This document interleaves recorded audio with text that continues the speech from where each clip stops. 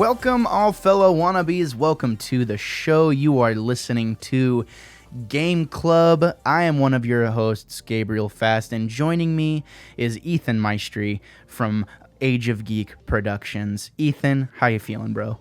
I'm feeling good, feeling fine. Let's lay this down.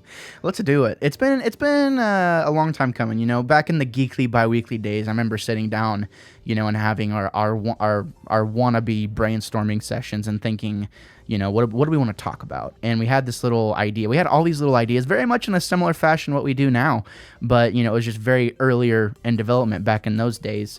We had an idea for shows for like a segment where we would go back to games we had played in the past and try and convince everyone, you know, why they should play the games of yesteryear. And I remember having the conversation with you that we were going to go through Mass Effect, and you said, "Oh, if you guys ever do that, a big if, definitely I want to be a part of that conversation." Well, things have changed, and here we are now. We're actually here to go through the entire Mass Effect trilogy. Or, you know, and potentially Andromeda as well. We've talked a little bit about that. I don't know if you're down for Andromeda as much. I know we briefly talked about it, but here we are. I feel like I want to see where we're at the end of these first three. Yeah, no kidding. I think that's smart, but I think it's a good commitment to make to go through all three of them because. I don't know about you, but after finishing the first one myself this time, I was like, all right, I immediately wanted to boot up the second one and get started. So I'm excited, and I only made it about halfway through the second one the first time I tried to play it before I think I was burnt out, or you know how I am. You know how I used to be with stuff. I'm trying not to be that way anymore. You know, trying to see things through to completion. So it's awesome. It's awesome to sit down, and I'm glad that you were able to take the time to do it. So yeah, it's funny you mentioned that you were willing to or ready to load up the second one immediately after finishing the first one, because that is exactly how I felt when I finished the first one too. I've swapped from a gaming console to a PC now between the first game and the second game on the subsequent playthrough that I'm doing. So I had to wait a couple of weeks in there while that happened. But yeah, as soon as I finished that first one, that was immediately my reaction. I'm like, I'm ready to move this on forward. Yeah, totally. No, I definitely, and it's weird. There's something about this game. What was your play clock at whenever you got done? I was clocked in almost at 12 hours. Okay. I really did not do any side quests. I really focused on just getting through the main story. And there were a couple of things that I remember from my first playthrough, and I thought, yeah, I know I'll not spend too much time on it. So I went ahead and did those couple of side quests. But yeah, I pretty much just kind of marathoned and stuck to as much of the main story as I could remember. Okay. Yeah, that's pretty much exactly what I did also. I pretty much just stayed on the path, and it was kind of funny. You and I were talking about the first time I played, I think I tackled like one of the hardest missions, or probably the hardest mission you can take on, like first thing. And I didn't know any better, you know, it just sounded like the best thing to do at the time. And then you find out that all these puzzle pieces kind of fit together in whichever way you want them to. But there's definitely, I think, a desirable way to go about doing it.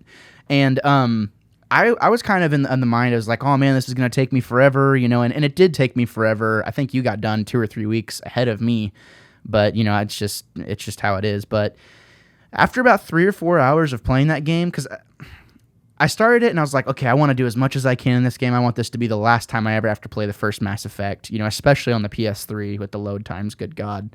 But we need to talk about that. Yeah, we do. That's definitely something we're going to talk about. And about 3 or 4 hours in, I was like, okay, I can't do it. Like I wanted to explore and go do as much as I could. I was like, let's just get this over with, you know. And I would say that game really doesn't even start getting fun until over halfway through the game, of the main story at least. Yeah. So you know, it's an interesting. We'll get into it. You know, we'll get into it as we go on. But for those of you who don't know I wanted to do this really fast. You're listening to Game Club. This is where we give somewhat in-depth, sometimes multi-episode reviews upon game series that are near and dear to our hearts that we want to talk about. This is going to be a one-off with the Mass Effect since we're going through all three of them. Each one will get its own episode in a very similar Game Club fashion. But in our constant efforts and attempts to branch off into making other content, we've made other podcast feeds that are available to you as the listener right now. You can head over to wannabecritic.com to check all those different projects out. I just had to do that really fast before I forgot. Also, for those of you who've never played Mass Effect before, I think Ethan could probably explain what Mass Effect is in a more eloquent fashion than I probably ever could, because I remember you explaining it to me whenever I was 16 or 17 back in the day, and it sounded awesome. So would you mind doing that for me? I didn't brief you on this, but would you do that for us? Yeah, Mass Effect, in my mind, from the first time I had an experience with it, and then the subsequent games, Mass Effect is what humanity, if it continues on this course and is able to not be wiped out in some existential crisis, this is what I would think would most likely achieve by way of a sci-fi future or a plausible future. Star Trek, it's right out. You're never going to get to what Star Trek portrays, because you're never going to get away from the commercialism. You're never going to get away from the greed. It just, man himself is not ever going to be able to put that aside. So this is like the best possible outcome of commercial enterprises and government coming together and putting together a space force, I guess. It's the Alliance. And this is like the best face that man could put forward in a world inhabited by other alien races and other beings, and where man is catching up to the technology that's already been out there. And it's not perfect. It's messy. It's dirty. There are some issues that man is facing today that is really interesting in how this story presents them 170 years from now, and how man is still wrestling with these same problems. And there's a lot of lessons to be learned in this particular portrayal of the future, and it's something that I've always valued. Yeah, that's well said. And as you kind of mentioned before, mankind's late to the party. And very much the game makes you feel, with the mass relays, being able to explore different parts of the galaxy almost at an instantaneous rate. You have the giant mass relay, the gun. I remember I was like, it's a freaking gun that shoots you halfway across wherever you want to go in the Milky Way. And that is because that's the big lie in every game, is the faster than light travel. And I really enjoy what BioWare has done here by this idea of the mass effect, reducing the mass almost to zero and then instantaneously sending it from one point to another. It's such a great way to cheat what we know can't be cheated. Yeah. And it makes the game interesting. Well, and yeah, it's just like everything. Mass Effect itself is just such a big meaning, because whenever someone tries to explain the meaning of what Mass Effect is, the game wants you to think of it as it's bigger than you. You know what I mean? It's a chain of events that causes other chains of events to happen based on decisions that not only humans have made, but these other three alien races that are way ahead of us in technology have made: the Solarians, the Asari, and the Turians. Mm-hmm. And that was one of the things that I really liked, was the fact that those three alien races are very much like the Jedi Council, kind of like making all the decisions, and kind of what they say goes, and they treat you like an idiot the entire game, even whenever you do things right. And that was one thing that it's kind of an eye-opener about our society, and I think that's kind of what you wanted to touch on as well, things, you wanted to mention, but I want to, please take the floor. Absolutely. No, that is spot on. What I was thinking about is how this game really takes you, and suddenly you're a minority. Yep. You're in that minority position where you're being treated like the redheaded stepchild. and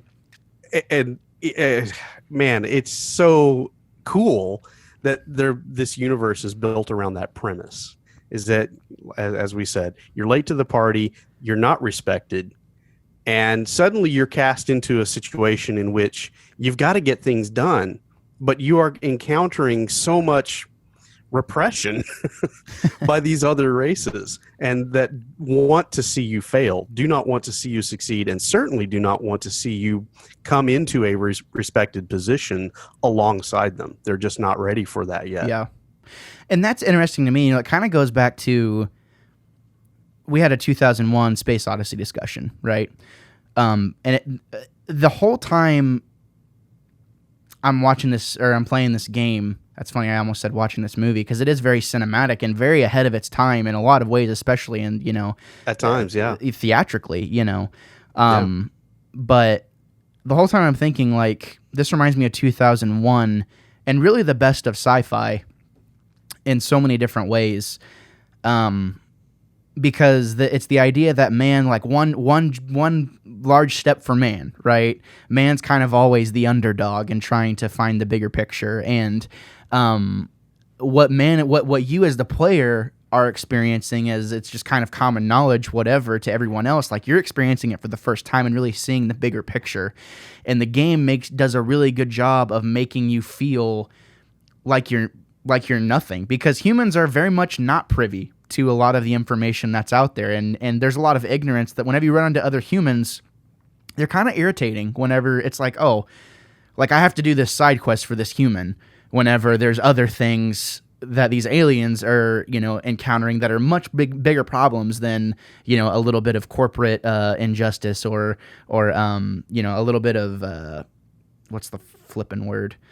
Corruption. Excuse me. Yeah. Well, why is corruption such a hard? That one mission over, on Benezia's thing, that planet. What Novaria, I think, is the name of the planet. Yeah. Yeah, I think you're right. There's a mission you can pretty much totally skip if you want to, but it gives you experience. So I did it. But it's like, they felt the need to put that in there, even though it's kind of throwaway and it doesn't even really matter. It doesn't even really matter compared to what I'm doing right now. Like, literally, I need to get to wherever I'm going right now because I need to save the galaxy or else it's going to be bad. But yet I'm still tasked with doing these minute things, or, apparent minute things. That is the brilliance of this game, in that how the developers there at BioWare crafted a story. And you know what? You went ahead and did it. I didn't on this replay. I remembered it from the previous play that I had done before. But it does just a fantastic job of shaping your perspective of the universe. And it's not just you play it and you're done and you move on and you get the XP. It's going to shape your perception in the future games as well. I mean, they are training you in this game how to perceive the universe that you're inhabiting in the games that are to come. And you didn't realize that when you were playing this first one, really. Something else I was going to say is, well, now I can't remember what it was. If I think of it, I'll bring it up. Okay. Well, I wanted to talk about, we're gonna kind of tackle the different aspects of this game, graphically, the music, the characters. But one of the most fascinating things that I think any RPG can do, on my camera, sorry about that for those who are watching this. Oh, this is going on YouTube, by the way, Ethan.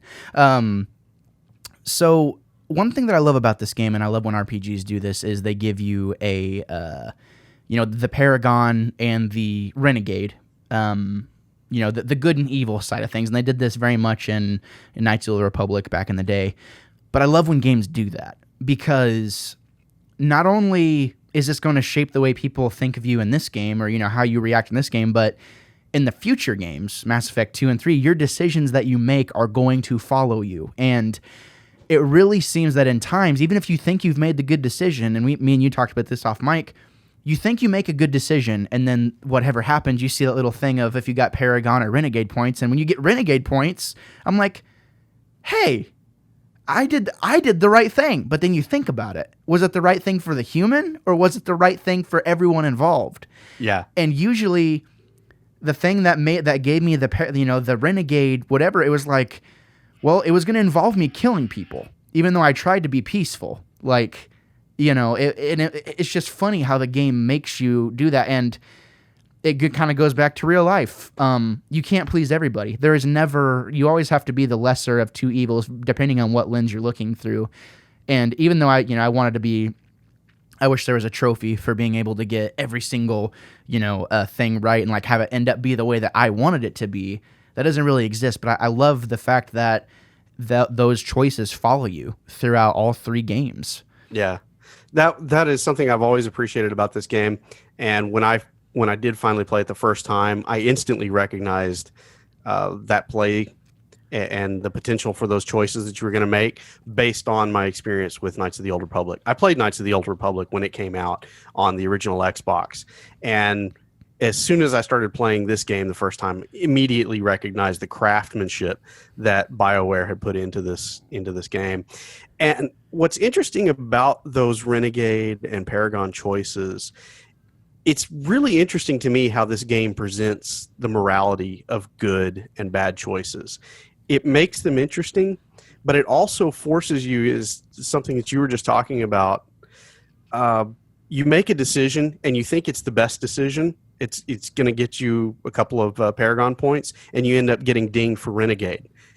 And that was the same thing that I did. When you see that pop up, it makes you think, all right, wait a second, what's wrong with my perspective here? Yeah. And if you give it half a thought, you're like, oh yeah, if I go down the hallway of consequences, yeah, this is not good for this other person at all.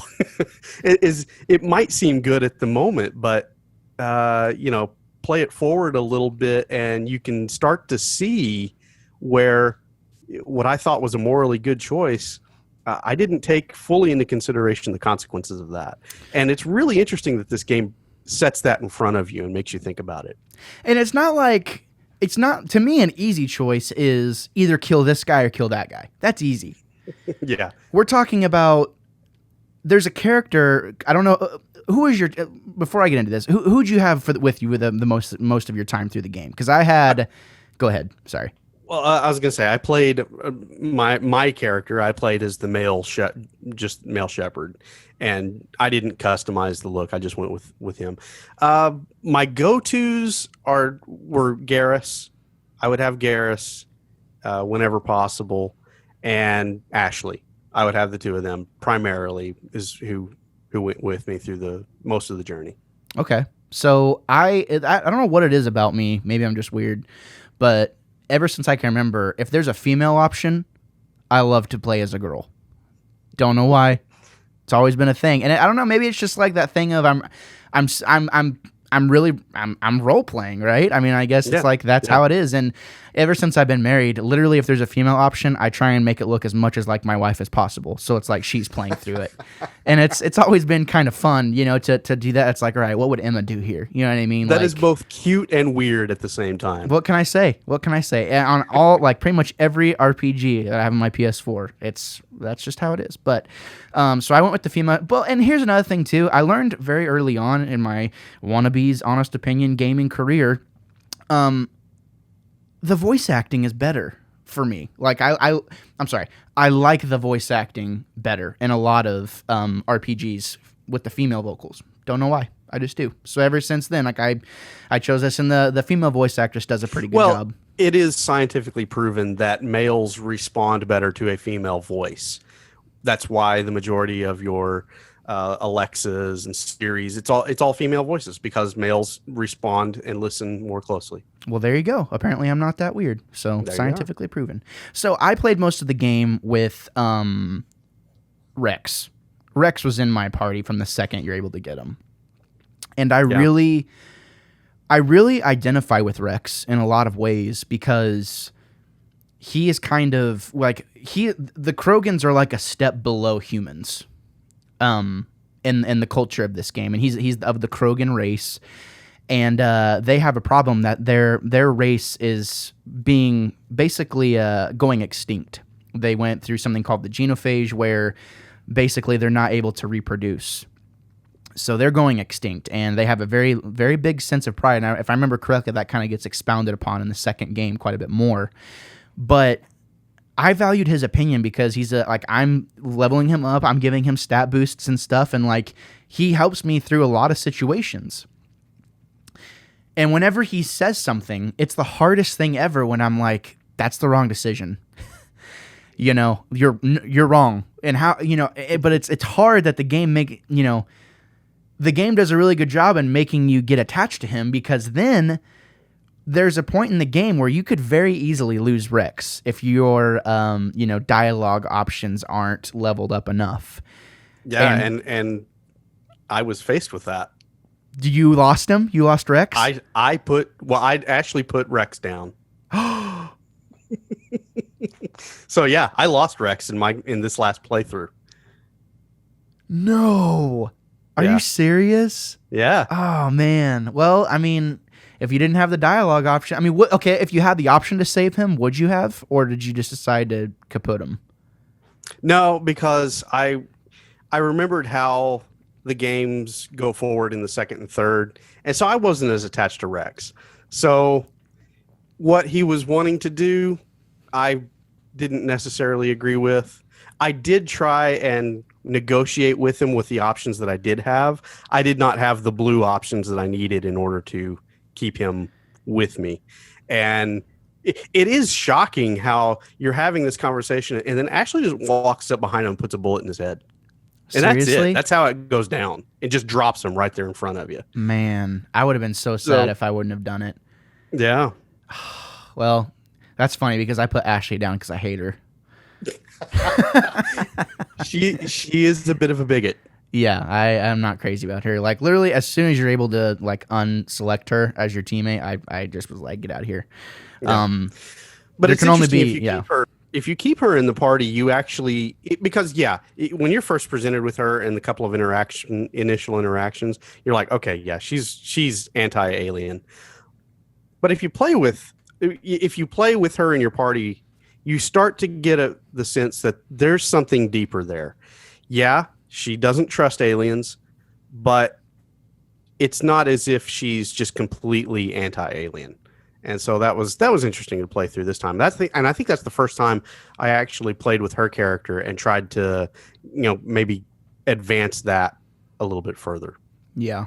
Well, and that's good to know. And it's hard because if you had asked me 10 years ago, does this game say, require subsequent replays? I would say for sure.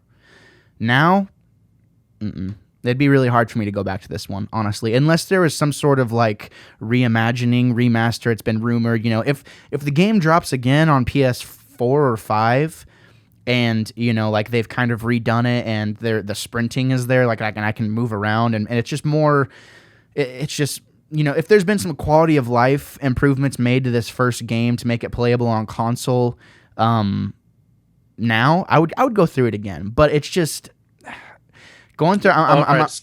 Go ahead. So let me ask you, what did you play it on? PS3? I played it on PS3. So that was originally what it came out on when it was available on Sony. Okay. I played it on Xbox One. And I'm telling you, I was not actually looking forward to going through this game again. I wanted to get the first one behind me so I could get to 2 and then get to 3.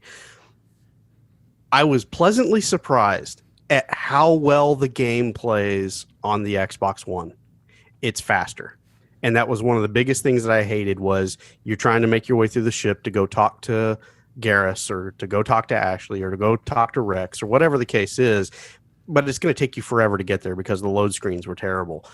I played it originally on Xbox 360, and that's how it was. It took you forever to get anywhere.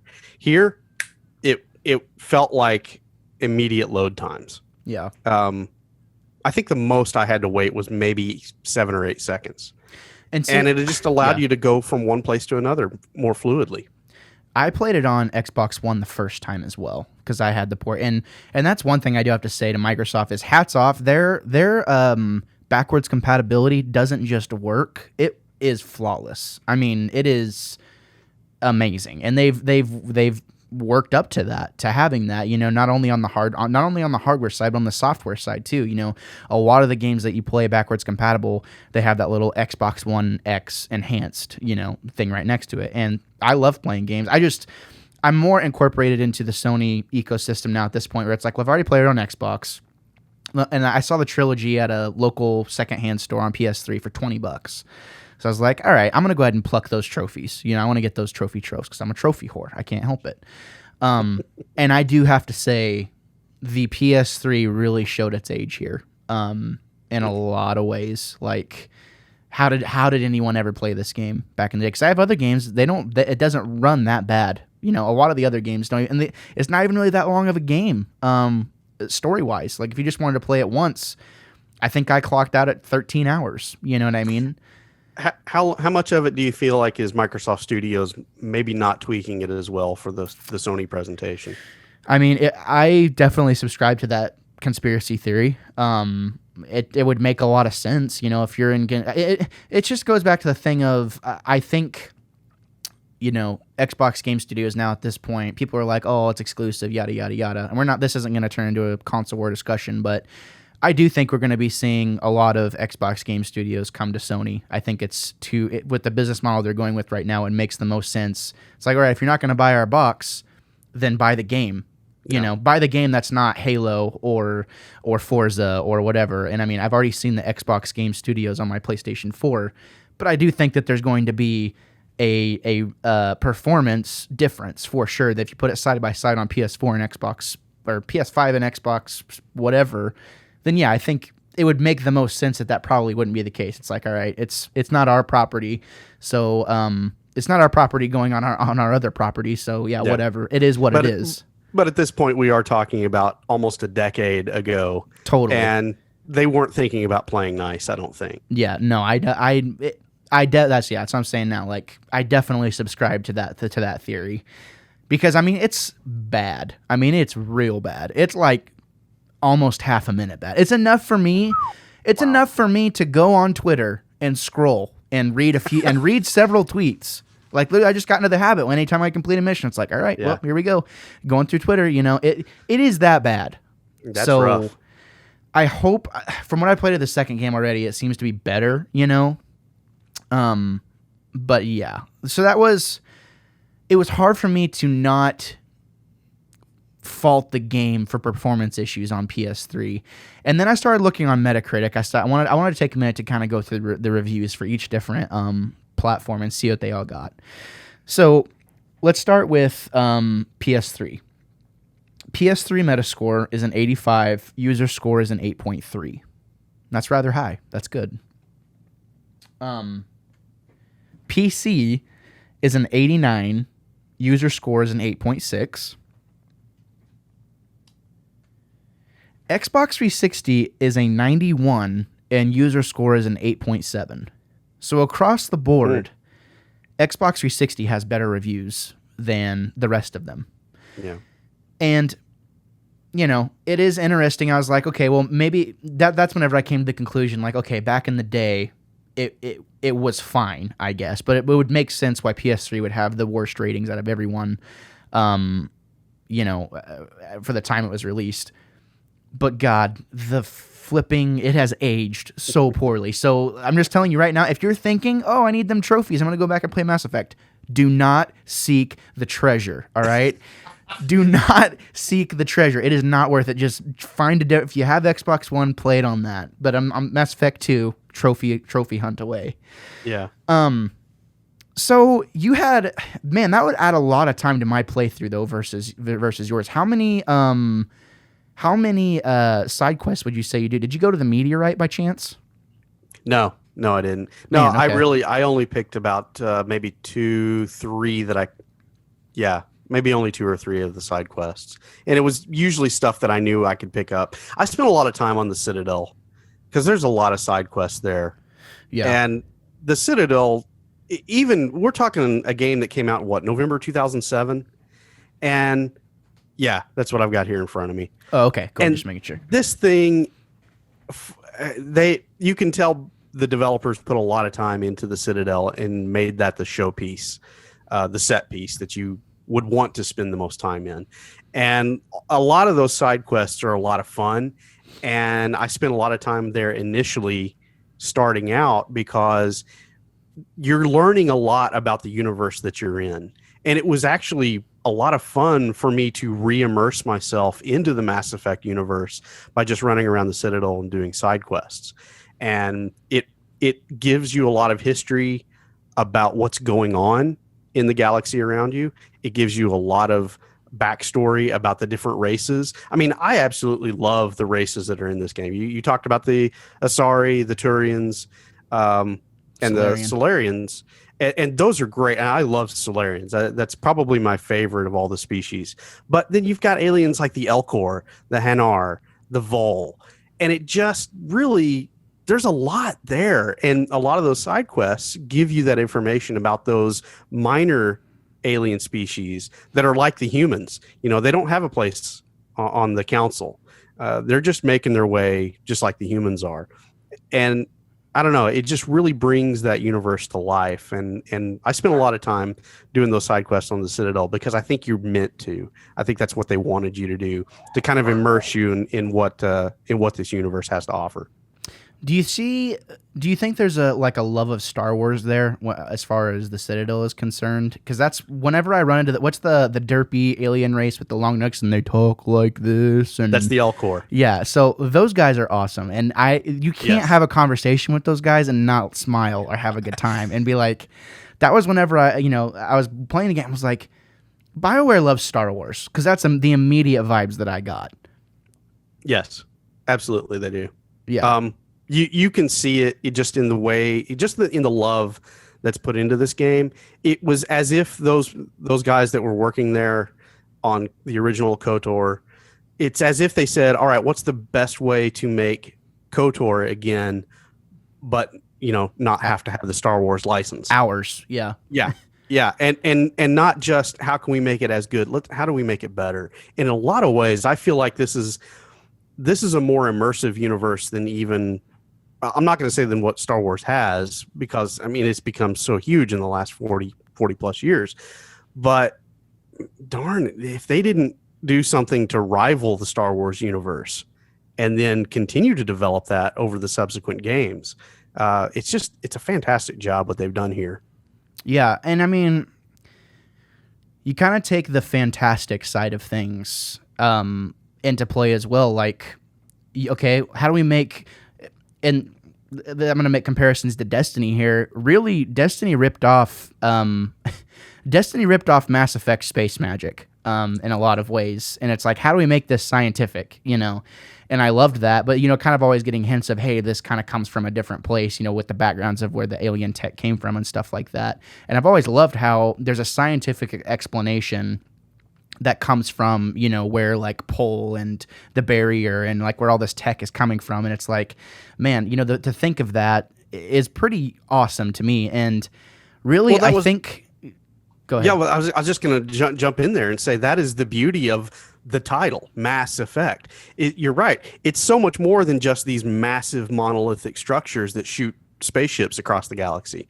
It's microscopic things that you can do in order to manipulate fields and pick things up and put up barriers. And it's just that technology it's beyond what the humans have. It's beyond even what the Citadel alien races are capable of doing. Yes, they have it. And yes, they're able to manipulate it and do interesting things with it.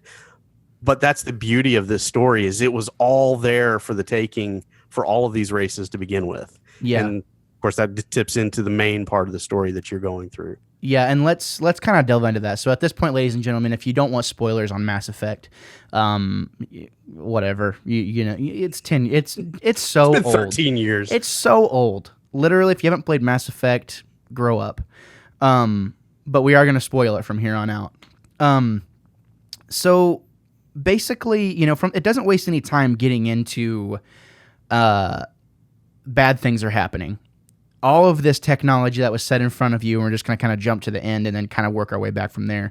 All this technology that's been set out in front of you, not only is it not only are the humans leagues behind, but as you said, the other races are leagues behind as well.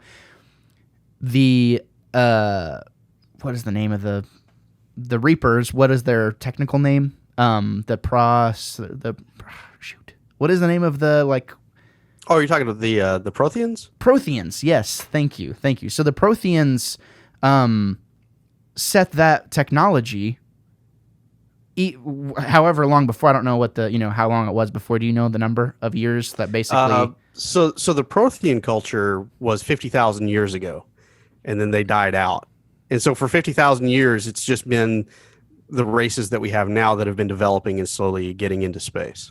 Right. So the Protheans, everyone had thought that the Protheans had discovered this technology, but in reality, there was actually another alien race that had basically set this technology back in the Protheans' time, which was the Reapers. And the Reapers are as far as I know, because I haven't beaten Mass Effect 2 or 3, pretty much an all mechanical alien race, like pretty much all robotic. Yeah, it feels like the perfect marriage of AI and cybernetics and flesh and blood. Totally. And they totally transcend even the Protheans. The Protheans were the last set of races or group of aliens that were wiped out by the Reapers, because the Reapers are like trans-dimensional beings. So yeah, and it's so much to kind of get into for the first game, and that was one thing that it's kind of a two-edged sword a little bit, in that there is so much lore there, and unless you aren't really devoted to it, it'd be really easy to miss some things, and it'd be really easy to forget some details unless you're really paying attention. Because I mean, we're talking about so much that I would say there's like kind of like what you said. There's definitely, it's not a simple plot, I don't think. No. I the biggest tip that I could give to somebody new that is maybe wanting to go through it for the first time: spend some time on the Citadel. Once you have your first mission and you have that first encounter with Prothean technology, and that's going to be the jumping off point for your story in all of this. Spend some time on the Citadel actually going through your journal and learning about the different races and the technology and what's at play in this universe that you're in. If you spend just a little bit of time doing that, it's going to make your gameplay experience, I feel like, so much more fulfilling and informed. Totally. You have, a Critterpedia of sort, kind of explaining all these different alien races, different things that have happened, things about the Normandy, your ship. There's so much there. And there were times, from what I've seen of Star Trek feels very much like that, where there is so much there that you can kind of dive into, but more from a practical standpoint. A Star Wars, people are like, well, there's a lot you can dive into Star Wars. Yeah, from a more kind of theatrical standpoint, this is more grounded information that it's like, if you were 170 years from now, would this be believable? Type thing. And I think in a lot of ways that kind of the game kind of accomplishes that in trying to tie everything together. But I echo the same sentiment as you, as if you can go through the journal, there's a lot there that you're going to learn about, and definitely do that, because it's so easy to miss it just from the dialogue and the things happening. But basically what happens is you are a Spectre, right? And there's another Spectre. You're the first human Spectre, and you're sent to go track down Saren, who is a Turian Spectre. Now, Saren is kind of in cahoots with the Reapers, and he's like, you guys don't see the bigger picture. The Reapers are coming back. They're going to do their thing. And the Reapers, quote-unquote, bless him with some pretty interesting tech that turns him into a really freaky final boss. And, you realize that the things that he was communicating with, he was only his ship was a Reaper Vanguard, called Sovereign, and my goodness, that is a menacing character in the game, knowing that a ship is basically controlling itself, and that's what Saren is using to get himself around, is a Reaper. And it's like, whoa. And the first time you see this ship, when you're introduced to it, you realize the scale and the power of this thing, and it's like, wow, I have to go catch this. I have to go track this thing down and do something to kill it. Yeah. Yeah. It seems a bit daunting when you're first starting into it. Yeah. It reminds me of like the terraforming stuff from Man of Steel in a way, like just mammoth, like gargantuan, colossal thing, and like that's really cool. I hadn't made that connection, but now that you've said it, yes, absolutely. It's larger than life, and realizing that that's one Reaper, that you're having to deal with the entire game. And there's a whole fleet of them. There's a whole fleet of them incoming into your galaxy, and you got to figure out what's up. So just realizing the fact that Saren is being manipulated the entire game, and he's an idiot. If there was a way that we could kill him in the beginning of the game and then just figure out what happens later, because really, I mean, the only thing Saren really contributes to the story is information. Yeah. But if we could have killed him way earlier, I think he's the most. I'm more scared of the Reaper than I was Saren. Granted. Of Sovereign. Yeah. Yeah, of Sovereign. I agree. I agree because Saren, his motivation is, he's a very one-dimensional villain, and so you're right. Sovereign was a much more menacing character. And even though it's just the ship, it's the AI, I guess, that inhabits the ship. That was enough. And so, that's a good point. If you could have taken Saren out early, but it makes for some interesting action there toward the end. It's a good jumping off point, for the entire series, but still just having to fight him the second time and like that final boss fight where he's crawling around, and whenever he has just a little bit of health left and he's crawling over the place, I'm like, freaking hold still, like, God. But and then they bring him back a second time, and I'm like, no, God, he's like jumping all over the walls, and it's just like, dude, come on. He's doing like this General Grievous crab literally walk everywhere. Yes, oh boy, it was literally General Grievous, like the same thing. Good one. So that's the story in a nutshell. The main story, spoiler wise, and it's good. There's a lot there. Now let's talk about kind of the journey getting through there. Let's talk about the combat for a second. Which class did you pick? Because I picked the Vanguard, which specializes in pistols and shotguns. Yeah, I kept it straight up soldier. So I was all about the sniper rifle, the assault rifle, and the pistol. Okay. So being able to use all of the weapons, that was one thing I missed, was when it was kind of interesting too, because which I was playing on casual, at about 2 hours in, I was like, all right, I got to get through this game. You have to. Yeah. This first game, you have to just play it casual, unless you are just an absolute hardcore gamer. Yeah. I mean, I could see how people spend 30 or 40 hours on their first playthrough, because there's some situations even on casual where I'm like, goo. But it was funny how halfway across the map you get a good pistol sight in with some interesting like incendiary rounds, or I liked the the toxic rounds, and eventually I switched to the cryo rounds. Yeah, where after you shoot them a couple times, like they just turn into ice and then explode. I was like, so many RPGs, so many games like are ripped these guys off, like. And it was kind of funny to see that. And it was interesting how good the animations were for the time that it came out. Some pretty intricate animations. Yeah, absolutely. Which was one thing that stood out to me. But what was how was your experience? Was it, because I felt like it was a lot to manage two weapons that I was focusing on. I didn't care about my space magic at all. The what's it called? The technical name for it. I can't remember.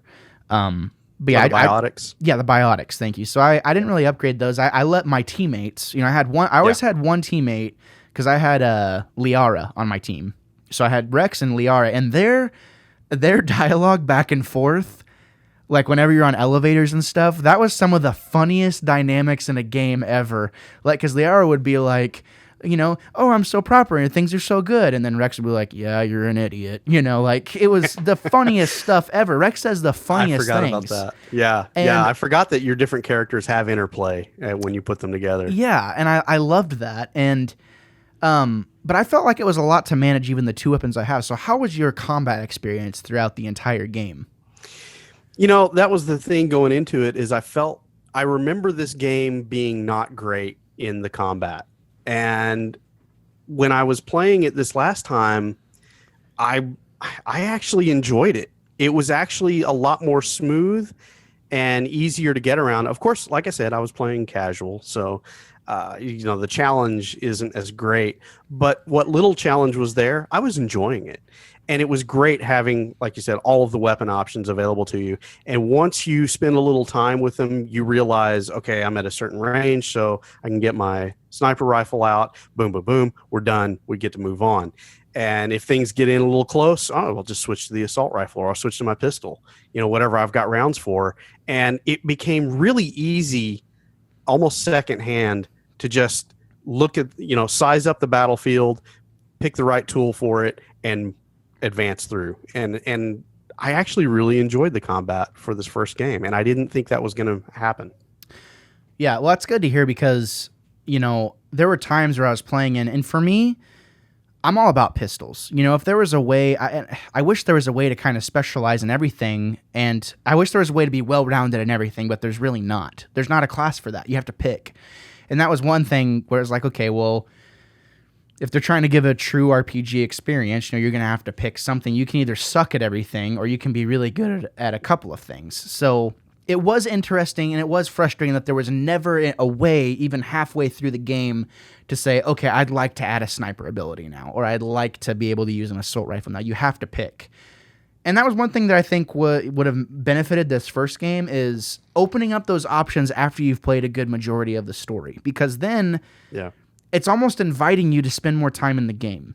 And that's what a lot of more modern RPGs do now, is they want you to spend time in the world. And there was a point in time where I was like, okay, I'm bored. I'm ready to get out combat-wise, action-wise. But I'm a pistol and shotgun guy across the board in any game.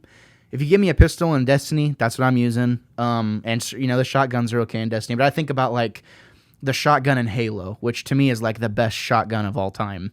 That shotgun in this game is freaking awesome. It is so much fun, because whenever you'd get a new one, it was like, ooh, let's see what we can do with this one. And I'd be like way out of range, long range, and it's like boom, boom, 2 shots, obliterated. And the guy's like, I got the the radioactive rounds, and he's like, disintegrating, and I'm like, God, I am unstoppable right now. No one can touch me, And there were power-ups, like there's a power-up, your abilities and stuff, your ability wheel, and that, the classic BioWare ability wheel that's in every single one of BioWare's games. There was an ability where, your pistol, your pinpoint or whatever, it's like rapid fire. So then whenever I felt the desire for that assault rifle feel, I would just turn that on, and it gave me my fix for a while. And aside from not being able to add more options later on in the game, I think the combat's awesome for the time period it came out, especially. Like, the enemies put pressure on you when they need to, especially like whenever you're like, crap, die, you're shooting at them, and they're just like, a Krogan warlord is just like bum rushing you, like just coming towards you, and then he activates his shield, and you're like, crap. That games don't do that nowadays. Well, Yeah. And let's talk about, just for a second, the advancement that BioWare did. So you think about the combat from Knights of the Old Republic and how plodding that was. You had to stop, decide what you were going to do, then basically hit the pause button and let it play out. And it was not great. They came light years ahead with that and made it so much better in this game. And this is also a game that came out the same year that Halo 3 came out. So they had to innovate. They had to make it better. And I feel like they really did. But then, to speak to the thing that you were talking about, learning new abilities or shifting your abilities, that's a lesson they learned, and they carried that into the next game, into Mass Effect 2. So, you could see they put a lot of thought and love into this game, and it kind of has a reputation amongst the friends that I've talked to, that it's not great. Like my introduction to this game, I didn't play it until like 2010. Because I slept on it. I didn't realize it was out there. I didn't realize it was something I'd be interested in. But then my brother-in-law started talking to me about it when Mass Effect 2 came out. And I'm like, this sounds like a really interesting kind of world that I might like to check out. He's like, well, it's BioWare. You played Knights of the Old Republic. You loved it. You'll love this game. He said, but do not play Mass Effect 2 first. Go back to the old one, because it's rough. It's hard to play. It's hard to get a hold of the game mechanics, the combat mechanics. But you know what? I've revisited it now, and it's not nearly as bad as I think I've made it up in my own mind. Well, and it's interesting. I love I think about this all the time, this influx of indie games where they almost make them hard to play on purpose to give you that sense of how it used to be.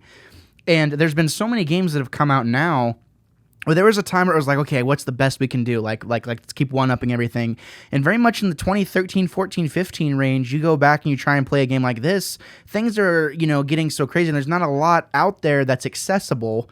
You go back to this game, it's like, this is a piece of crap. Why would I ever play this? But now, 4 or 5 years later, there's all these indie experiences out that gives me the itch. It's like, well, maybe I can go back and play my PS3. Like maybe it is good as I remember. Like last night, just wrapped up Halo 1 campaign, and it's like, man, yeah, for the time this came out, for the time this game, especially Mass Effect, the time Mass Effect came out, it's a good game, and it's not that hard to go through. But I'm not going to choose to take time to go replay it. But it's like if for a project like this, it's like, yeah, I would go back and do it, and I would even say if there was ever, if someone wrote in and was like, oh, hey, I'd love for you to go explore some more of the world in Mass Effect 1. You should go check out, this, and this.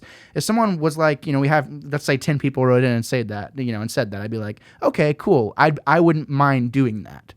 But I think it kind of is because there's been such a big influx of all these games that throw it back to when games were actually hard. Yeah. I'm like, you play a game that came out 10, 12 years ago, it's like, how did kids beat this game? How? I don't understand. Because, back then it was like, the game's done. It's shipped. Like, it is what it is. How did people do? And it just blows my mind that a game like this came out and I played it on casual and still kind of found myself in some situations where I'm like, frick, I don't know what I'm going to do here. I'm out of grenades. I don't have any Medi-Gel. I don't have anything I can do. Like, it's do or die. And especially the way I was playing, I was very much a glass cannon. It was like nut up or shut up, pretty much. Like, if I found myself in a bad situation, I was dying until the very end of the game, basically. So, but yeah, no. So as far as management goes, for your teammates, what did you kind of focus on? Were you good about swapping out everybody's weapons, like trying to give them your old stuff that you weren't using and all that stuff, or did you just kind of let them whatever they had? Well, had I been trying to go through on normal or something more advanced, you have to do that. You can't just let your team just be what it is. But if you're playing casual, I didn't really give too much attention to my team. I had Garrus with me, which he's a great gun hand. So I just left him with his sniper rifle. He took out a lot of stuff before I could get to it. Ashley is primarily, I think she's just assault rifle.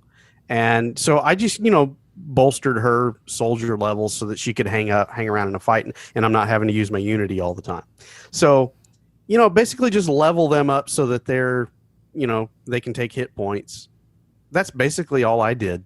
Really? And okay. It was an enjoyable experience. I didn't use Unity. You got basically, you really not once. Wow. Wow. Okay. I had to use it early on.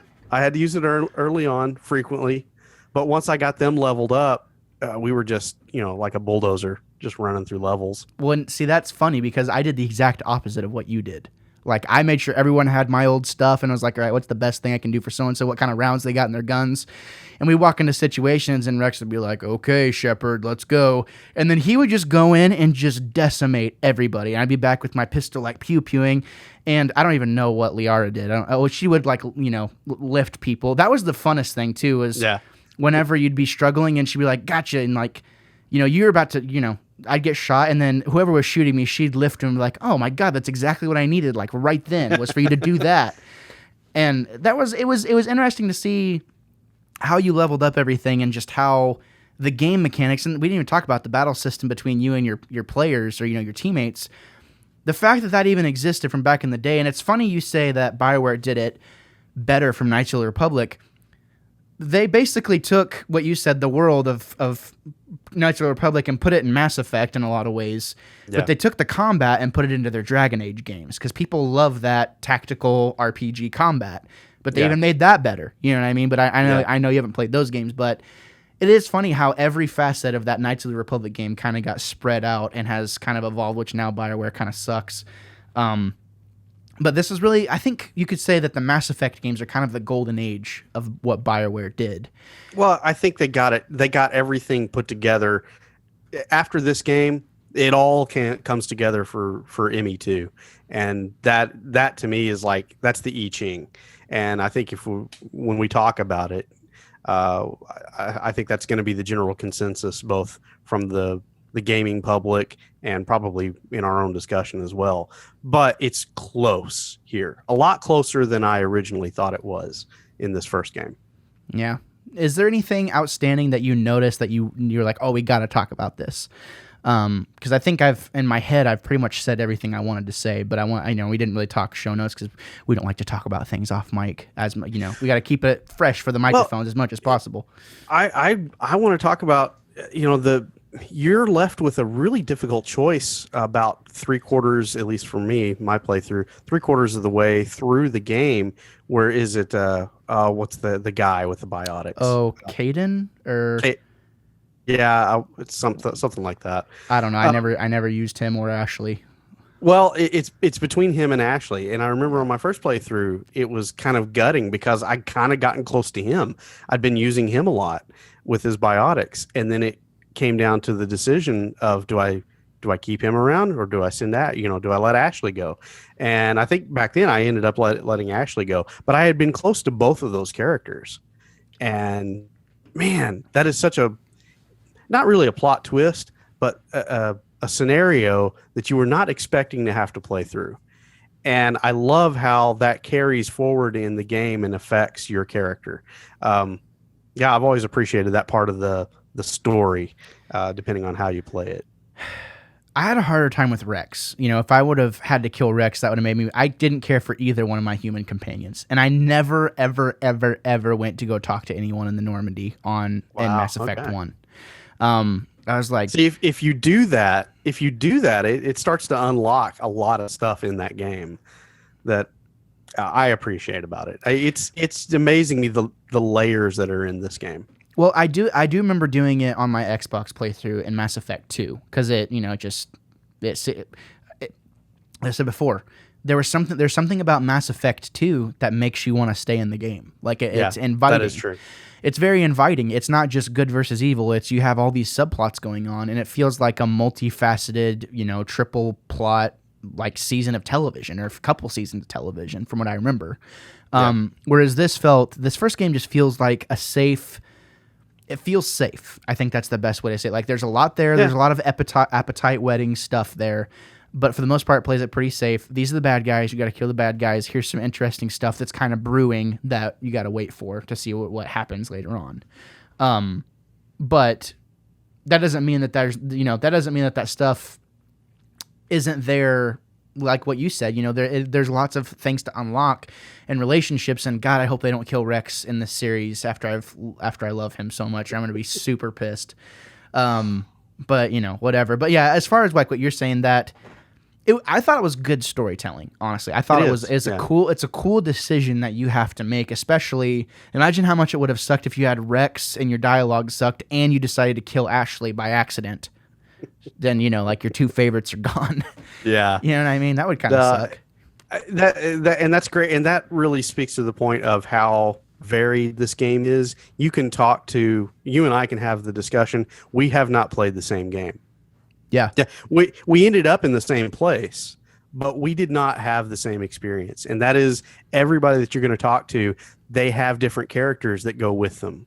And it's a different experience for everyone that plays it. And I think it's so great that you're right. This is a much simpler. It's safe. That's you put it best. It's safe. It's a safe way of presenting this story, but it also can be complex depending on how much time you want to spend on it, and offers a richness that I'm not widely experienced on a lot of video game RPGs. If they're somehow missing this element, they're not as good. I'll just state that. That's well said, because I feel like Mass Effect's one of a kind. There is no other RPGs like Mass Effect that give you the same feeling. That being said, I don't think it's the best of all time, obviously. I do think that there's some that are just as good in their own way, because if there was other games, there's a game out right now that people are playing called Greedfall, and a lot of people are comparing it to Mass Effect 2. That's great. I think the best thing you could ever compare Mass Effect to would be another BioWare work, which is Dragon Age, where your companions and all these things, but it's just in a fantastical world rather than a sci-fi world, and the combat's different. Yeah. But yeah, no, that's well said, and that there is stuff there. Yeah, there is a lot of stuff there, but I'm just saying, as a sci-fi guy, I feel like this is. I don't feel like I have to look around for something better. Yeah, it feels like this is right in my wheelhouse, and I've enjoyed it. This is kind of weird to say, which it is a completely different style of game, but I think the only other RPG that I think really gets close, in my opinion, no, because if people listening to this are going to hate me for saying this, but there's a really cool sci-fi element. I'm not going to say it's the same, because it's not. There's a really cool sci-fi element to the Borderlands series. And I don't know why it makes me think of that. Maybe it's the weapon choices and just how, but in that regard, you're being guided through a story. Your decisions mean nothing, But I guess there are some other ones out there. I would say for your taste, man, like, you should probably play Horizon, because your decisions matter, your gear matters, there's side quests, what you do affects how people view you and plays out in different situations. But, it's just in a different world. But as far as like games like this, yeah, I mean, what else could you want? Like, there's so much there to take up your time. Yeah. It's immersive. The story is tight. I feel like it's a tight story, even out of the gate with this one. Yeah, it gets better. It gets better in the other stories, but this is a great introductory chapter.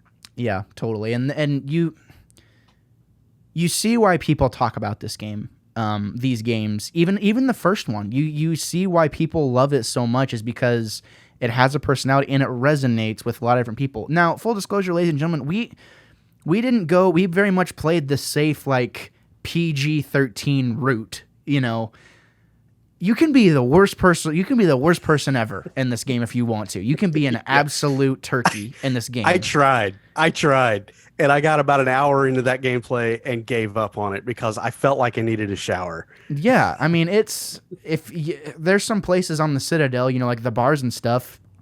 If you want to be the grossest human being on the planet, you can do that. And that's just not for me, man. Like, I just want good sci-fi. And honestly, if those options weren't in the game, this game would not be rated M. So, here on Wannabe Critic, here on Game Club, Wannabe Critic Productions, generally try and keep it as family friendly as possible. And, it doesn't even occur to me that I'm playing a mature game ever in this game, actually. Not one time. Maybe the mission where you have to, the colony that had... the mind control, whatever the alien was that you fight there. I don't know if you went and did that mission, but it was on a planet where, like, this alien had Arcid or something like that. Or, man, what was the name of that alien? Yeah, I must not have done this one. Yeah, well, it was a place you had to go to, and like their colony is kind of like on the run, like it's kind of run down, and you have to like help them, and they're being mind controlled by this alien that's there. Oh, yeah. I did do that one. Yeah. So yeah, you got to fix the water supply and stuff like that. Yes. So like that creature, you get some spawns there where if you shotgun them, like they explode, but it gets a little icky. Yeah. It's a little gross, but it's not like would you call that graphic? I would not call that graphic. By today's standards, not at all. But I mean, it's pretty. But you're right. It could probably exceed somebody's taste. Yeah, for sure, and that's fine. But I'm just saying, I'm just saying, if you've gone against a horde of flood in Halo, totally. This is nothing. Yeah, it's exactly nothing compared to that. I don't know why I do this, but I just chalk it up to today's standards whenever it comes to movies and like, well, what's family friendly or considered family friendly. You watch the Avengers, you watch any of those Marvel movies. There's some pretty intense scenes and action there. You know what I mean? That is true. It just kind of feels like a funny little footnote to say that this game was rated M back in the day, but things have changed. But we just wanted to throw that out there really quickly. Are the Geth in the second game the guys you're fighting in the first game, the robotic? They just made an appearance in my playthrough. Yes. Okay, the Geth are there. Okay, what do we? Yep. How do we? That's the last thing I wanted to talk about, and I don't know if you had anything else. How do we feel about the Geth? I really like the Geth. I mean, we're talking about a synthetic race, and it just opens up a lot of interesting storytelling. I have always liked the Geth, and I love the interplay between the Geth and what's Tally's race? I've forgotten her name. Oh, I know what you're talking about. I can't remember. Tally's race. I'll Yeah, we have gotta do this. Figure that one out. On that note, while you're looking that up, let me know when you got it. It's so interesting to me that you fight this war against a synthetic race that feel nothing, that don't care. Like, they'll kill you for whatever. And it's like, what does this race have to gain by doing this? What is there to gain? And that's I think that's an interesting disconnect there. Even with the Reapers, what do the Reapers have to gain? Like, just, technology is king, superiority. It's just so many different questions that anyone's inner geek is going to scratch their head at and go, huh. Yeah. Stories are deep, man. Yeah. Quarian, yes. Yeah. So the interplay, you learn about the history between the Geth wiping out the Quarian and everything, and that how that has influenced everything leading up to the point where Shepard is doing his thing. It's so rich. It's so rich, the interplay between all the different races. But yeah, the Geth and the Quarian to me are probably one of the more interesting. The way you hone in on the Krogan and the Solarians and their interplay and how they're, mixed together. I really enjoyed the Geth and the Quarian interplay, the backstory with that. And that's a point we have to give the game to, is like, there's so much there. There's so much there. The races are so interesting, especially I like the Krogans because they're going to get wiped out, man. Like, they're donezo. And what kind of war stories does Rex have? And I remember liking Rex way more in the second game, and I'm excited to, kind of revisit those memories. But yeah, I think he won't be there for me. Yeah, you're a terrible person. You're like, yeah, man, boom. But I like his replacement. I like his replacement a lot. So Grunt, is that his name, right? Yeah, Grunt. Okay. I love Grunt. Yeah. I from what I remember of him too, I enjoy it. I'm thinking about going. I'm not a Krogan hater. I'm not a Krogan hater. You racist. No, I might go full Krogan, like a full Krogan team on my Mass Effect 2 playthrough. Let us know how that plays out. I might have to do that. We'll see what happens. But I don't have anything more outstanding to say. I love the Geth too. I think it raises a lot of interesting questions. I think they fit into the story perfectly. I think had there been another main antagonist, they're really just the vanguard for the Reapers in a lot of ways. But I don't think that the story would be the same had we not had like this synthetic race of the Geth being the main guys you fight throughout the game. Yeah. So. Yeah. One other thing I wanted to bring up, just name check a few of the voice actors. Mm-hmm. Marina Sirtis was Benezia. Okay. She was Counselor Troy on Star Trek The Next Generation. Oh. That was the actress that voiced her. So I just want to give a shout out to her. And also Keith David as Captain Anderson. I really like those two actors and just wanted to name check that too. Nice. Really, all of the voice acting done in this first one was even better than what I remembered. Yeah, all the voice acting is great, especially I don't know who voiced the female Shepard, but she did a really good job too. I think, and that is so important to me. Like, voice acting, it adds so much. You can be sucked right out of the world with voice acting, if you're not careful. Jennifer Hale, that was the actress for the female Shepard. Will you look up if Nolan North was in this game? Because I think he's a voice early on in the game. I know Seth Green is in it. He was Joker, yeah, which I love Joker. I do too. He's awesome. I love the Normandy. The Normandy is such a cool ship.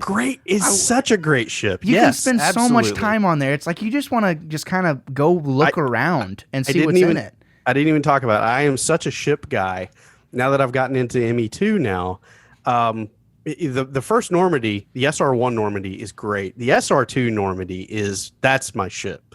That is a really great model, great design. And Things from Another World has got a pre-order going for a little model ship of a re-release of the SR2. So that is going to be on my shelf when it's released later this year. Well, there you go. Yeah, I do not see Nolan North, which I'm shocked. man, he's in everything. He's That's in crazy. everything. Yeah, no Yeah. doubt. Well, I do okay. not Well, I see was his wrong. name on this IMDb I was list. wrong, ladies and gentlemen. Whatever. But do we have anything else, Ethan?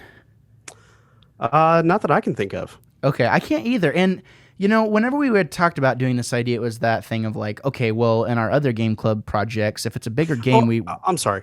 I'm sorry. Can I interrupt you? Because I please. do have that one thing, and I feel like we would be remiss if we didn't. We touched on it starting out.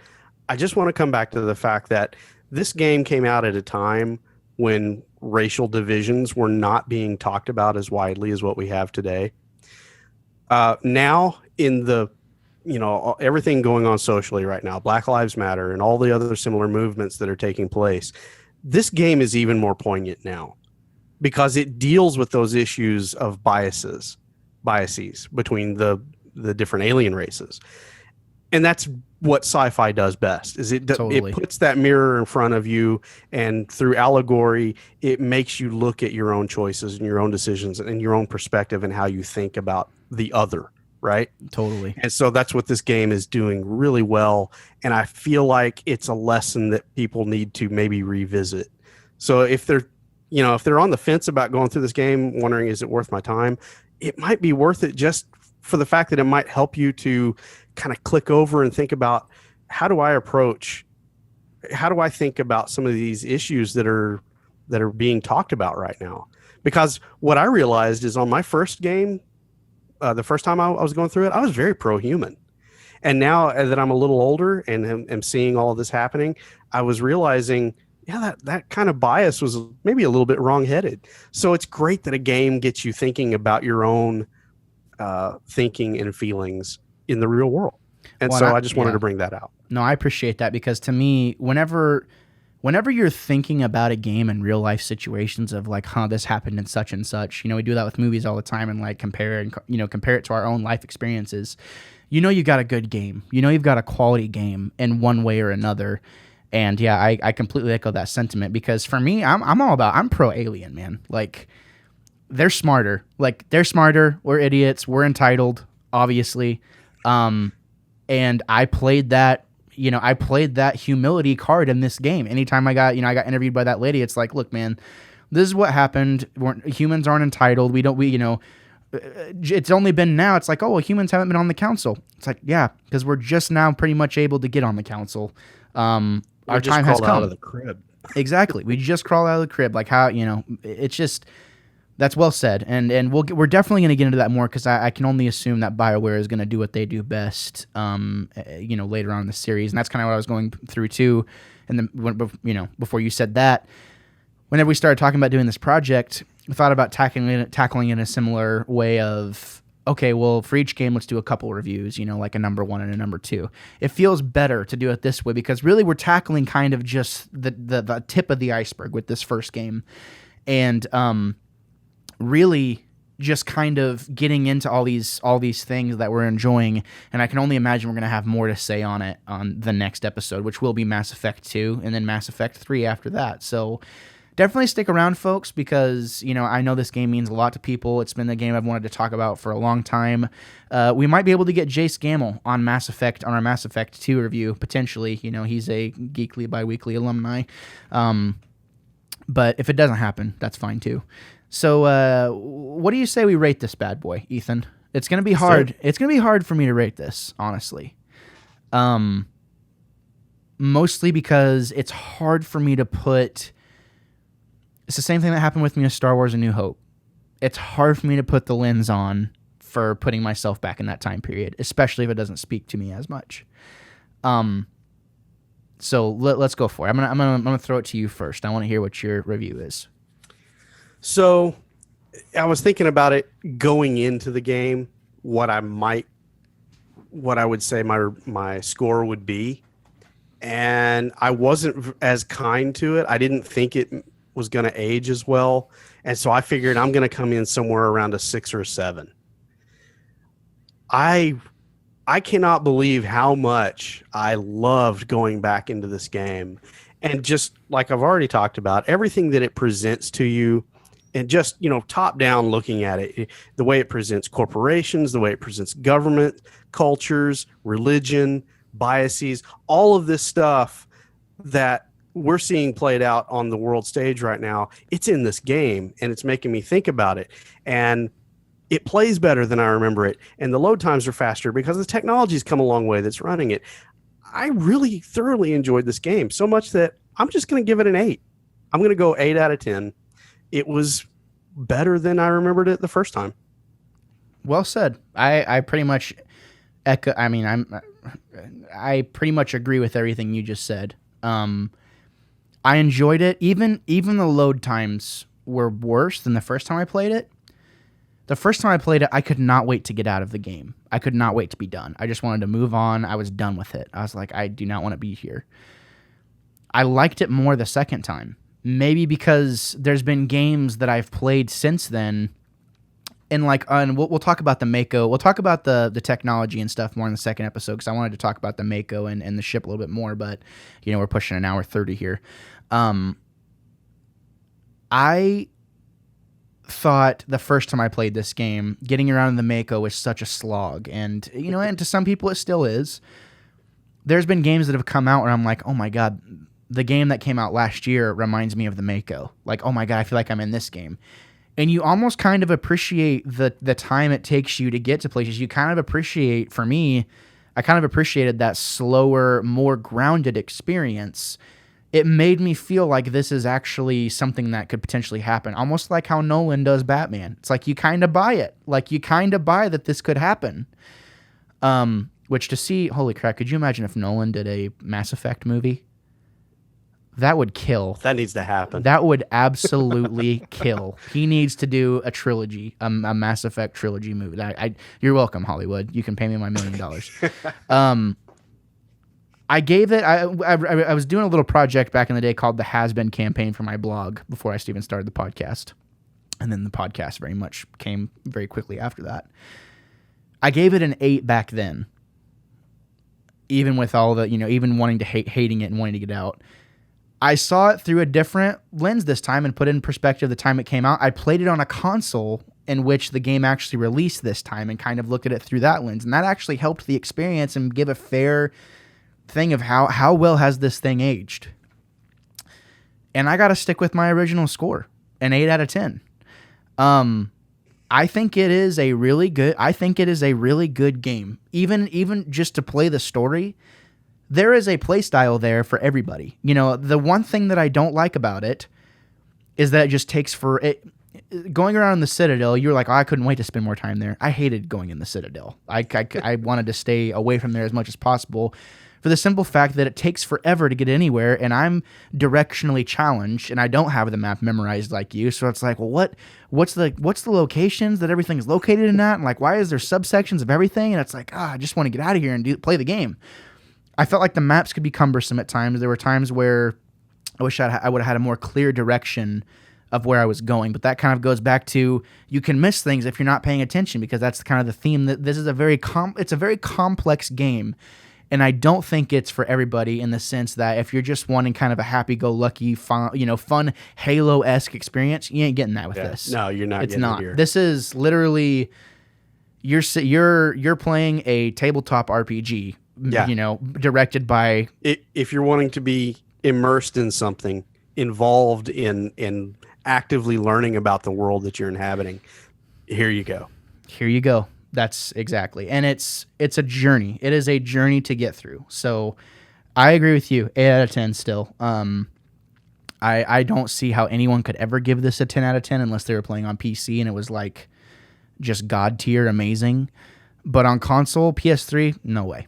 Never going to happen. Now, if IGN ever did like a retrospective review series where they go back and review games and be like, oh, I don't know, there's too much water in this game. Hey, the water looked great in this. It really did. It looked amazing. Even on PS3, the character model is a little wonky, but the textures, the environments you're thrown in, like Novaria, where it's snowing. Yeah. The world, everything, especially whenever you're in the Mako and like going on the meteorite and stuff, it's really cool. You just kind of look up at the sky and you're like, oh my God, like this is crazy. Pro tip, turn the film grain off. You don't need it. It makes the game look like crap. And I completely forgot about the film grain until about 8 hours in. Turn it off. Yeah. So, but yeah, an 8 out of 10, an official 8 out of 10 from the Wannabes here at Game Club. So, thank you all for listening. Go ahead. Sorry. Sorry. Oh, I was just gonna say, I feel good about this. I do too. I feel good. I feel like we attacked it from every angle. It's, you know, kind of keeping it in the spirit of Game Club. It's like, all right, let's not give everything away on the first review because there's more there, you know. Yeah. And you know, it's just kind of like an extended part 1, basically. You know, usually we'd take 15 to 20 minutes on a part 1. This one took like an hour and a half, which is fine. That is what it is. But we are reviewing a game, and it is a podcast discussion by two. Well, Ethan's a veteran. I'm just a wannabe. But yeah, I feel good about this as well. So that is going to wrap it up for us here over at Game Club. Ethan, where can they find you and all your stuff and all those great things that you do? I do a great little podcast called The Age of Geek podcast. Good Lord, humble brag. Good Lord. Yeah, there we are. And you can follow us over on Twitter. You can find me geek_age. I also do Drive Back the Night, an Andromeda series podcast that can be found over at Andromeda Pod on the Twitters as well. Yeah, you can follow me on those channels.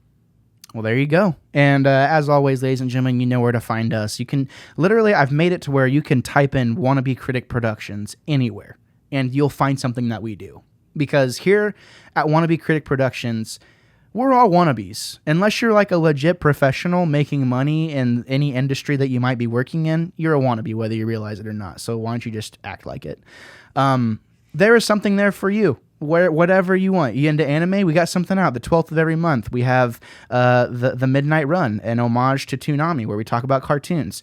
We have this little podcast, Game Club. It's a bi-weekly show where we talk about video games in depth. We want you to be part of the club. The Wannabe Critic podcast, a weekly podcast. Now we're doing news every week. Every other week, you know, a week where we just have news. The next week we'll have news, what we've been up to, as well as a review, like right into it. You got it packed in there. You know what I mean?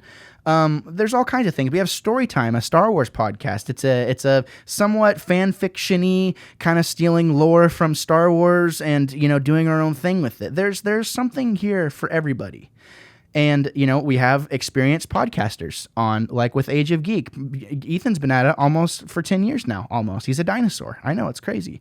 But there's something here for everybody. Oh, and on my YouTube channel, I'm just plugging all my stuff here. On my YouTube channel, I talk about music. It's crazy. It's great.